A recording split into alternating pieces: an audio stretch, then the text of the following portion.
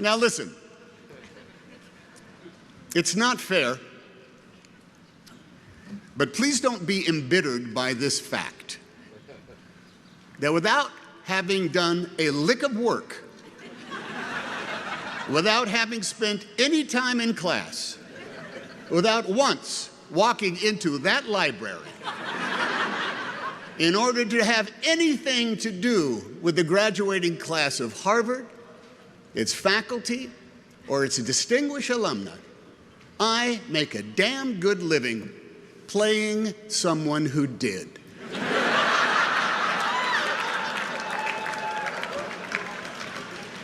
It's the way of the world, kids.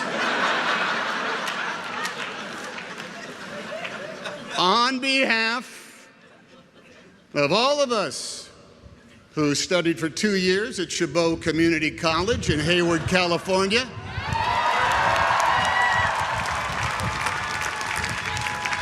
2 semesters at California State University, Sacramento,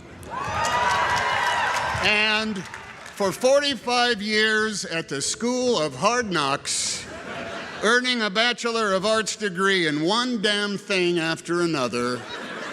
Thank you. Thank you. I don't know much about Latin. I have no real passion for enzymes. And public global policy is something I scan in the newspaper just before I do the Wordle. And yet here I am, closing for Josiah, Palace, and Vic. Thank you, guys.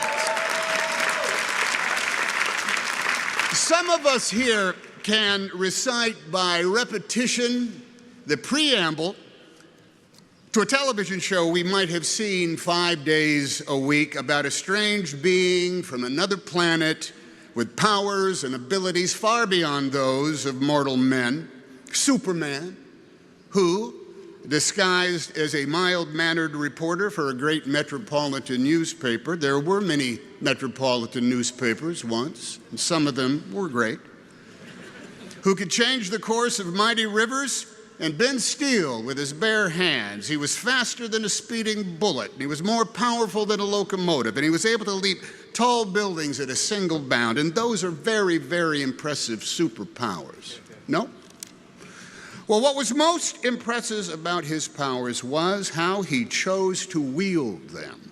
Yeah, cats were saved from trees, and evildoers were banished to the phantom zone, and the innocent were rescued with reliable and assuring regularity. But in those half hours, which have since grown to many full-length films and multiverses, and God, you kids see them all, was the ongoing struggle for not just the protection and safety of the world, but too the exposing of crooks and their lies to the light of day. Superman, you see, and his proxies of Wonder Woman and Captain America and Black Panther and the Black Widow and the Fantastic Four. My God, there's a million of them.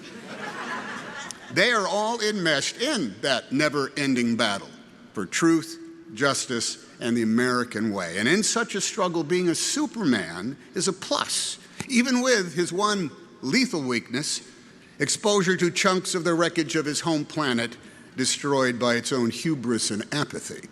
But hey, there ain't no Superman, nor anyone else in his Justice League. There's just us on this planet. Now, on occasions such as this, beware of certain orators who resort to using sage quotations from historical figures, or the words of legends of literature and arts, or the name-dropping of famous friends as a claim to some kind of wisdom or super ability. Some people standing at this podium shouldn't be considered much more than lucky sots who are in the right place at the right time with the right goods and the right attitude. Or, as a man named Marlon Brando once said to me, Vic, would you pick up that name I just dropped? Marlon Brando, would you hold on to it till we're done? Thank you. Give it back to me at the end. I'm going to need it back. Yes, as a man named Marlon Brando once said to me on a message he left on my telephone answering machine, Tommy, handkerchief, this is Marlon Brandflakes calling you to ask where you are. Then later, he told me that when he was a young man and registered for the draft, he filled out the form for his name and age, but when it came to his race, he wrote human.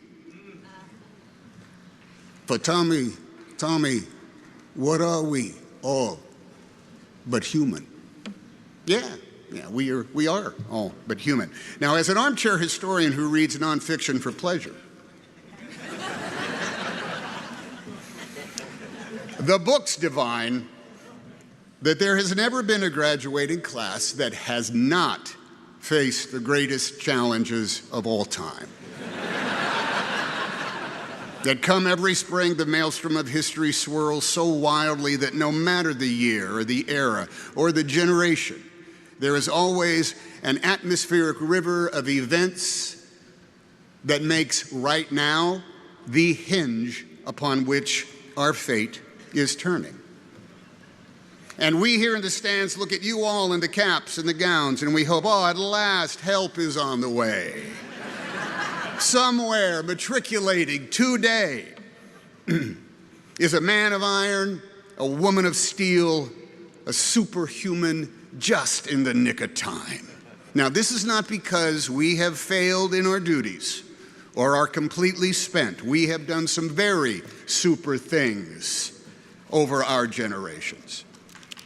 It's because we are all in a cage match, mixed martial arts battle royale with agents of hubris, apathy, intolerance, and braying incompetence, the malevolent equals to Imperial stormtroopers Lex Luthor and Loki.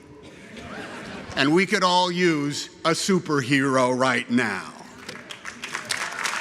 Now, looking out at the flowing colors of Harvard Yard, the goofy big hands that clap,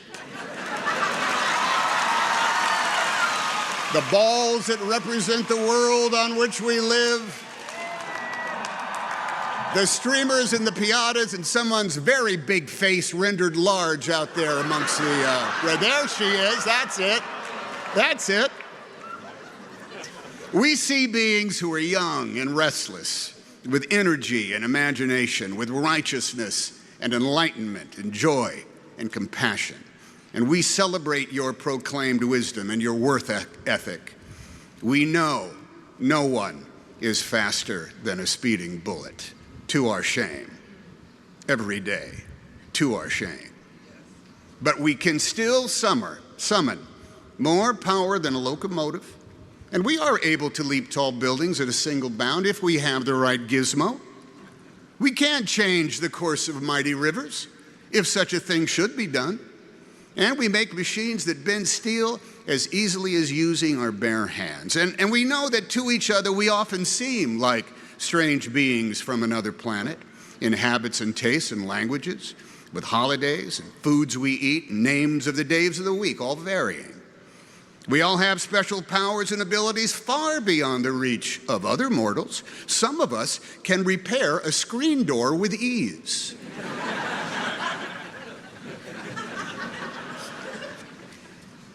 Some of us can take care of a 5-year-old kid and a toddler for 24 hours a day and never stop loving them.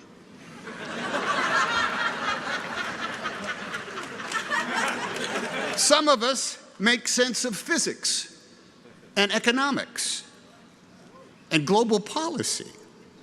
Some of us survive somehow on minimum earnings. Some of us graduate from college despite years of lockdowns and Zooms. Now, these achievements are all stellar, even though, yes, we are all but human. Still, we'd like to look up in the sky and see not a bird, not a plane, but, well, someone who is young and strong and super, who will fight the never-ending battle for truth, for justice, and for the American way. Someone who will take on that work. Now, all right.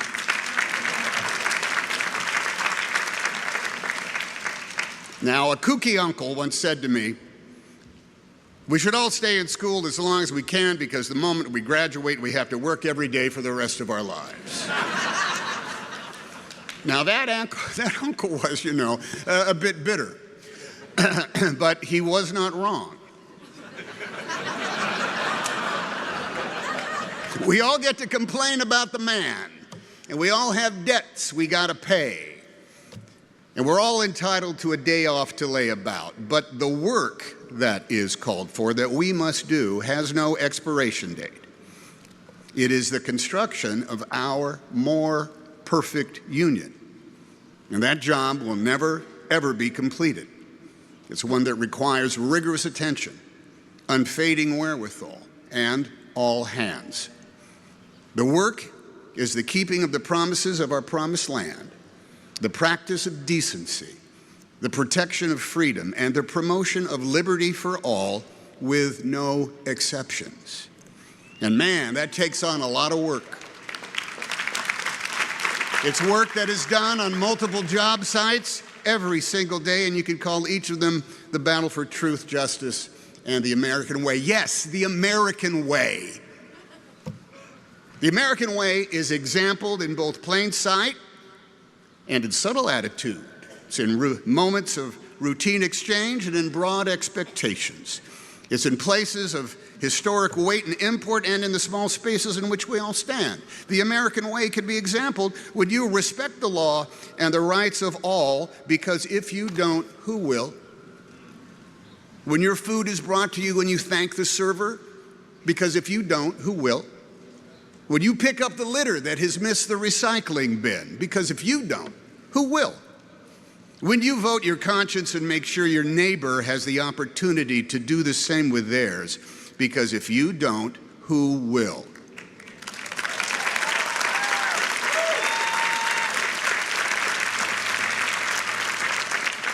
When you make good on your victories and learn from your losses, because both are the results of proud and noble efforts.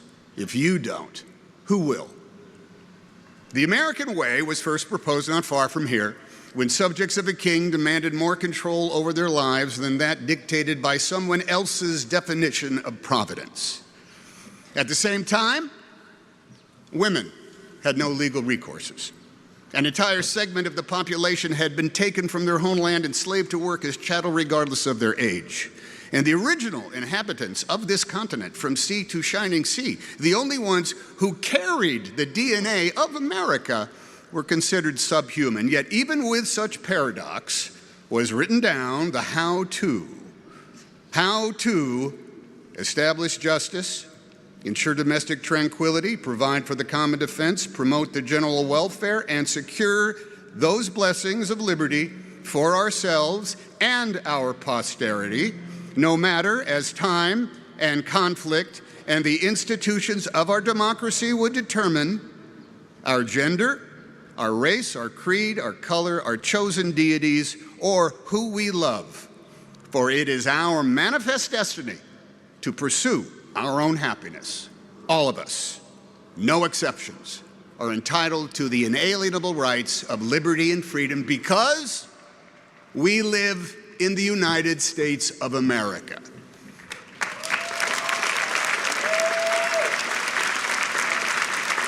The vocabulary of the American way, of the law and the rights we share, is some part philosophical musing, some part answering a question with a question, some part trying to bowl us all over with your knowledge of Latin.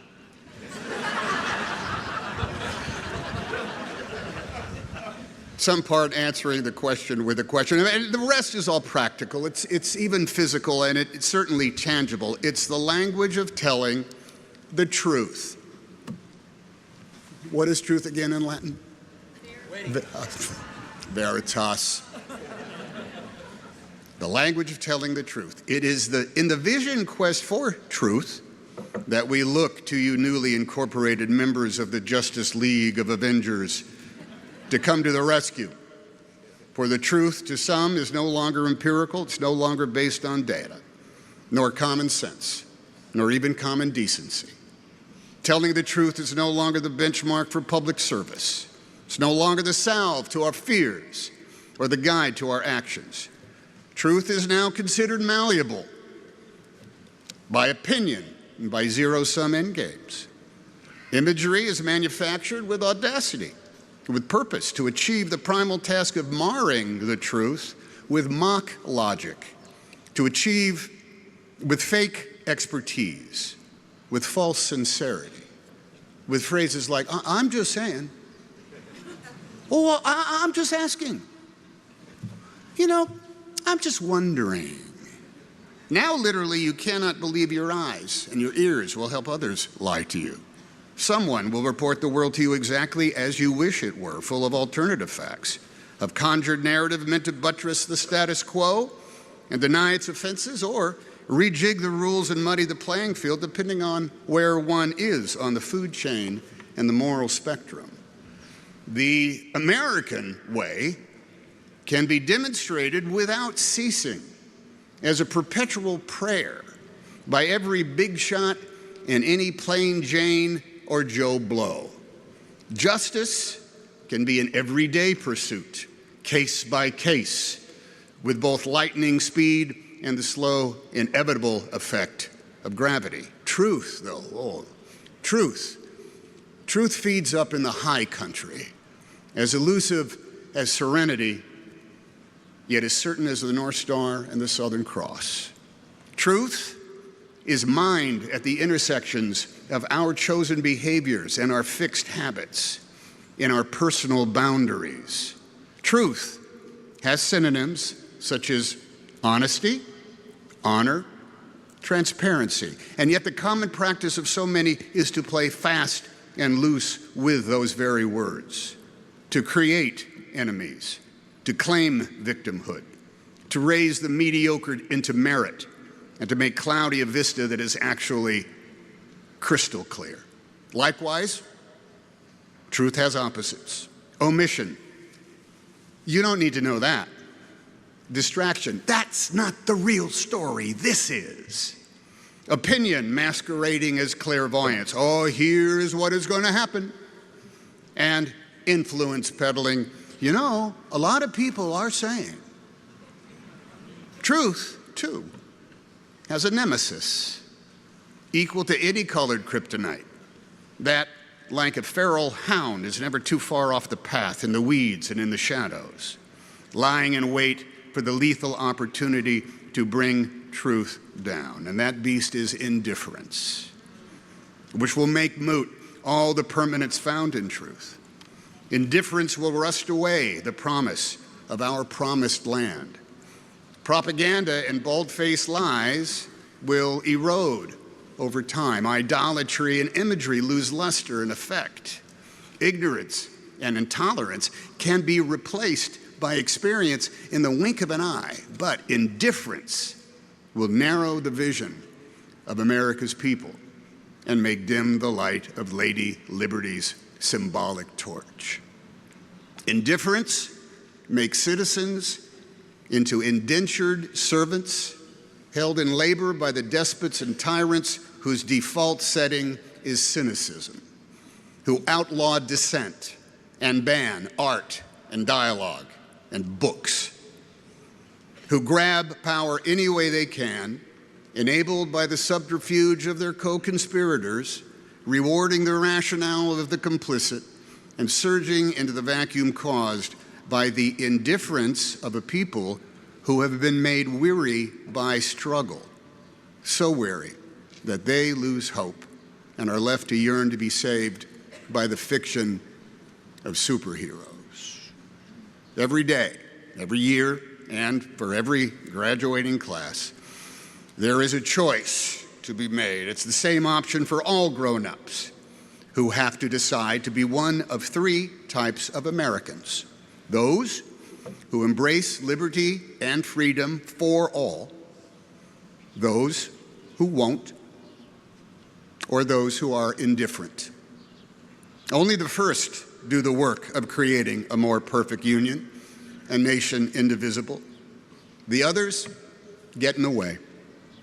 In the never-ending battle you have all officially joined as of today, the difference is in how truly you believe and in how vociferously you promote and how tightly you hold to the truth that is self-evident, that of course we are all created equally, yet differently.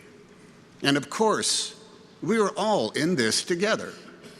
If we do the work, justice and the American way are within our grasp, no matter our gender, our faith, our station, our heritage or genetic makeup, the shade and hue of our flesh, or the continental birthplace of our ancestors. Why is that truth so hard for some to accept, much less respect?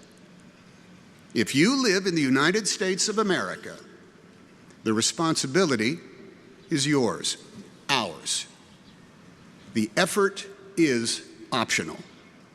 But the truth is sacred, unalterable, chiseled into the stone of the foundation of our republic. All of us are able. None of us are super. We are the Americans. Liberty and justice is for us all. Because yes, we have specific names, and we have lived every year of our ages. But when it comes to race, we are all uniquely, magnificently, simply human. Or so said Marlon Brando to Tommy Tommy Handkerchief. May goodness and mercy follow you all the days of your lives. Godspeed. Congratulations.